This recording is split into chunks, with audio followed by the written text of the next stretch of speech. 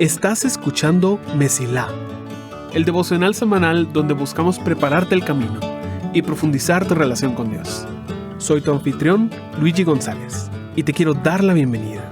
Espero que disfrutes el episodio de esta semana.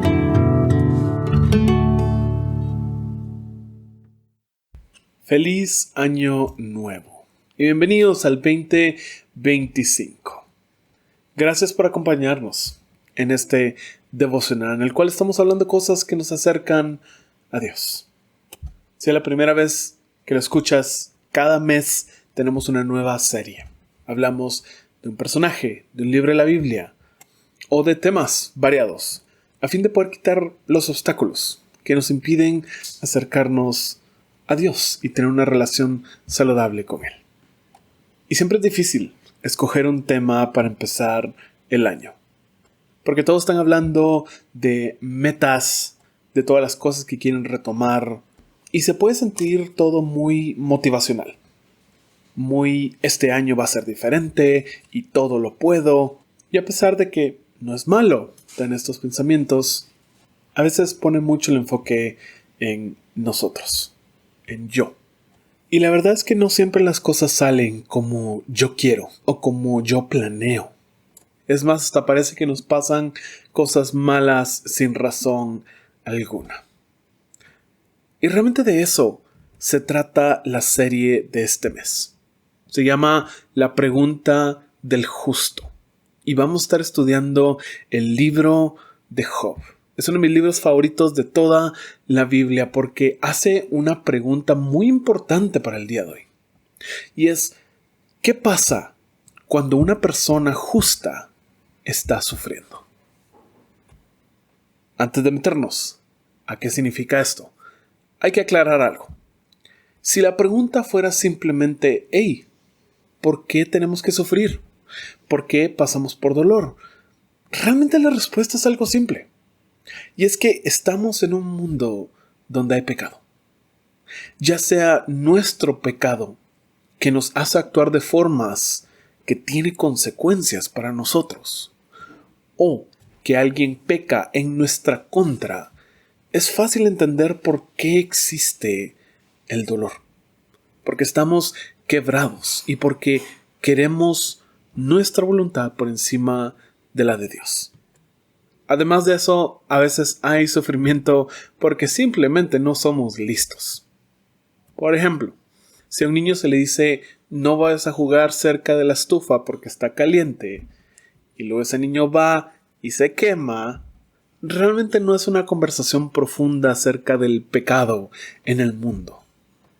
Entonces, sea por nuestro pecado, por el pecado de otros, o por nuestra falta de inteligencia muchas veces, hay dolor. Pero hay ciertas situaciones donde no entendemos qué está pasando. Y es que nos empiezan a ocurrir cosas malas, tragedias en nuestra vida. Y queremos responder, tratando de entender por qué está pasando esto. Cuando perdemos a un ser querido de repente. Cuando se desmorona nuestra vida por ser despedidos del trabajo. Porque de repente se nos va nuestra salud y hay una gran enfermedad sobre nosotros o sobre alguien que queremos. Y no encontramos una respuesta y una solución fácilmente entendible. ¿Qué sucede en ese entonces? Y a este problema está tratando de responder el libro de Job. La historia que uno estaría contando en escuela dominical de Job es realmente bien corta. Son los primeros 2 capítulos y el último. Son 42 capítulos en total. Pero solo 3 contienen lo que nosotros llamaríamos la historia y lo que está pasando. Para ponerte en contexto, está este hombre llamado Job y la Biblia nos dice que era un hombre justo. Era un hombre intachable. No se nos dice que era un hombre sin pecado o que era perfecto, pero sí que hacía todas las cosas bien. Y es que él incluso hacía sacrificios, no solo por sus pecados, que era la forma en la cual te cubrías, sino hacía sacrificios por los pecados de sus hijos que él no conocía. Diciendo, tal vez ellos pecaron sin querer o sin darse cuenta, entonces voy a sacrificar esto para que Dios los perdone. Era una persona correcta, justa, hasta que la tragedia empieza. Y es que de la noche a la mañana, Job lo pierde todo. Él era un hombre extremadamente rico, pero empiezan a llegar personas a decirle, hemos perdido a todos los bueyes, hemos perdido a todos los burros, nos asaltaron y mataron a todos los trabajadores. Cayó del cielo fuego de Dios y calcinó a las ovejas y a todos los pastores. Se robaron todos tus camellos. Y en un momento él pierde toda su riqueza, sus posesiones. Pero el dolor no termina ahí. Porque dice que ni siquiera había terminado de hablar. Porque llega un mensajero, luego otro, luego otro, luego otro. Ni siquiera deja de hablar este último. Y llega otro que dice, Job, todos tus hijos e hijas estaban juntos, comiendo. Y vino un viento fuerte, destrozó la casa y mató a todos tus hijos e hijas. Es una tragedia terrible la que pasa a Job. Y es una cosa tras otra. Por supuesto, duele más la pérdida de sus hijos y sus hijas, pero él también perdió todo lo demás. Y esto no fue lo último, porque más adelante Job contrae esta enfermedad, donde le aparecen llagas terribles, desde la cabeza hasta los pies. Entonces Job no solo está perdiendo toda su riqueza, sus posesiones, a su familia, está perdiendo su propia salud. Tal es que su esposa le dice, ¿todavía estás tratando de conservar tu integridad? Mejor solo maldecí a Dios y morite. A ese punto llega. Pero nos dice la Biblia que a pesar de que todo esto estaba ocurriendo, Job no culpaba a Dios. Y aquí es donde entran los demás personajes de la historia. Porque 3 de los amigos de Job se enteran de esta tragedia y van y lo visitan. Sus nombres son Elifaz, Bildad y Zofar. Y estos 3 hombres, durante 7 días y 7 noches, se quedan en el suelo junto con Job sin decir nada, porque miraban lo mucho que él estaba sufriendo. Pero luego ocurre algo que seguramente vas a identificarte. Y es que cuando un amigo tiene un problema, tenemos esta necesidad de tratar de explicarlo, de encontrar por qué ocurrió esto. Porque cuando Job por fin empieza a hablar y empieza a expresar el dolor que tiene, que no entiende cómo esto pudo haber ocurrido, si él estaba haciendo todo lo correcto. Y en eso el primero de los amigos, Elifaz, habla y trata de ofrecer una explicación.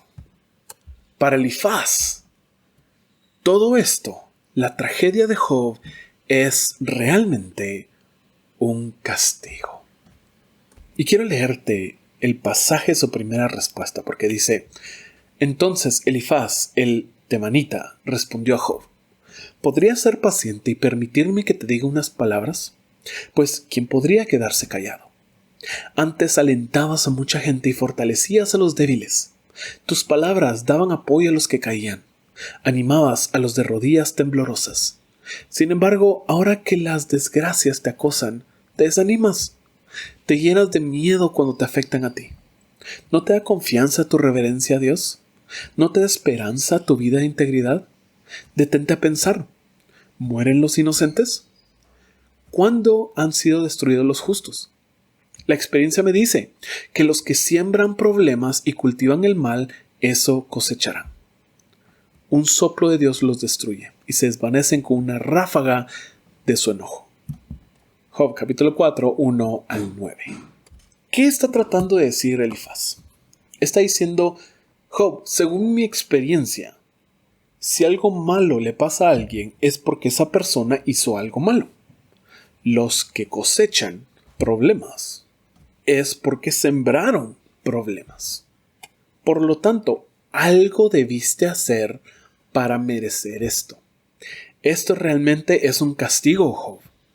Así que tienes que encontrar qué hiciste mal y arrepentirte de eso. Qué bonito, ¿no? Que una persona llegue a tratar de ayudarte y su respuesta es: tú te mereces esto. Algo malo debiste haber hecho.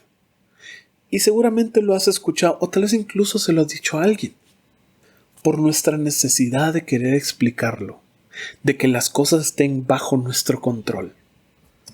Si algo malo te pasa, es porque tú hiciste algo malo. Mientras más avanza la discusión, Job responde diciendo: yo no he hecho nada malo. Y aquí vemos un Job habla Elifaz. Job habla el segundo amigo. Job habla, y así nos vamos hasta la tercera respuesta de Elifaz. Y vas a escuchar que aquí ya no es aquel amigo paciente que está diciendo: por favor, déjame compartir unas palabras. Mira cómo habla él ahora. No, se debe a tu maldad. Tus pecados no tienen límite. Por ejemplo, debes haber prestado dinero a tu amigo y le exigiste alguna prenda como garantía. Sí, lo dejaste desnudo. Debes haber negado agua a quien tenía sed y comida al hambriento. Probablemente pienses que la tierra le pertenece a los poderosos y que solo los privilegiados tienen derecho a ella. Job 22, 5 al 9. Elifaz está obsesionado con tratar de poner a Job como el malo. ¿Has vivido tú esto? ¿Has pasado algo doloroso y una persona viene y te dice: algo debiste haber hecho para merecer esto? ¿Te has preguntado por qué hay personas que tienen una necesidad de esta mentalidad? Una de las razones es control. Piénsalo. Si cosas malas solo le pasan a los que hacen cosas malas, ¿cómo puedes evitar que te pase algo? No hagas nada malo. Simplemente actúa de forma correcta y nada malo jamás te va a pasar. Es un mecanismo de protección. Porque es aterrador pensar que estas tragedias le pueden pasar a cualquiera y que están fuera de nuestro control. Así que tenemos que encontrar una razón que lo ponga bajo nuestro control. Agrega a eso un sentido de orgullo, de decir: a mí esto nunca me pasaría porque yo siempre soy correcto. Yo no soy como otros pecadores. Claro, tengo un pecado aquí y allá, pero ninguno es tan grande como otros. Llega a tal punto que Elifaz está inventando conceptos, tratando de armar una historia de lo que Job seguramente hizo, de que le robó a personas, de que dejó a viudas, de que no dio comida cuando era necesario. Todas estas cosas no eran ciertas.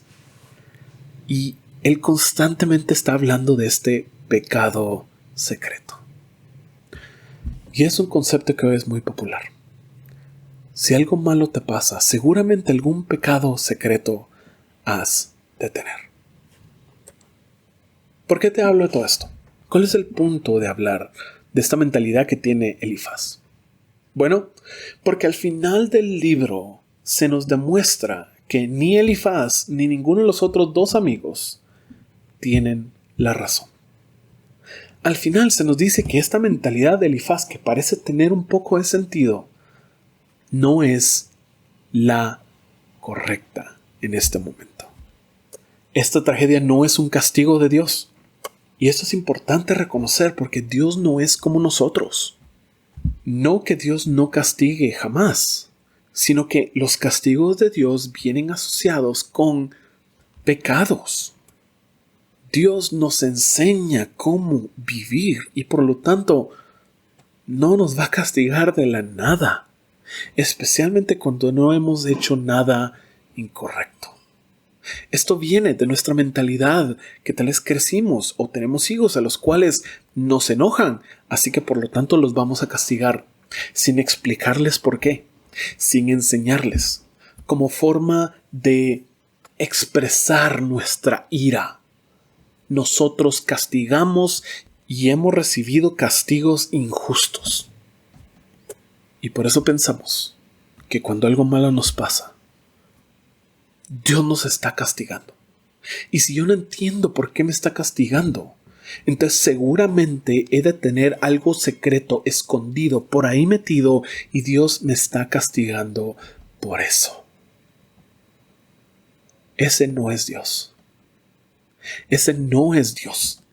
El padre que golpea a su hijo sin explicarle y diciéndole, tú deberías saber que hiciste mal, no es un padre amoroso. Y no es nuestro Dios. Esta no es la forma en la que Él nos enseña. Porque cuando Él castiga lo hace con amor y para nuestro bien. Así que si estás en una situación donde claramente puedes ver que lo que te está pasando no es una consecuencia de tu pecado, ten fe en que Dios es bueno, en que Él no te castiga de la nada y que Él siempre está disponible con brazos abiertos para recibirte. La pregunta del justo no se responde con el castigo de Elifaz. Deseo que entiendas que Dios no está constantemente enojado contigo y que tu camino se mantenga siempre despejado. Gracias por escuchar. Si este episodio fue de bendición para ti, puedes ayudarnos a crecer al compartir el devocional en redes y enviándolo a las personas que sientes que necesitan escucharlo. Gracias por ser parte de Mesilá.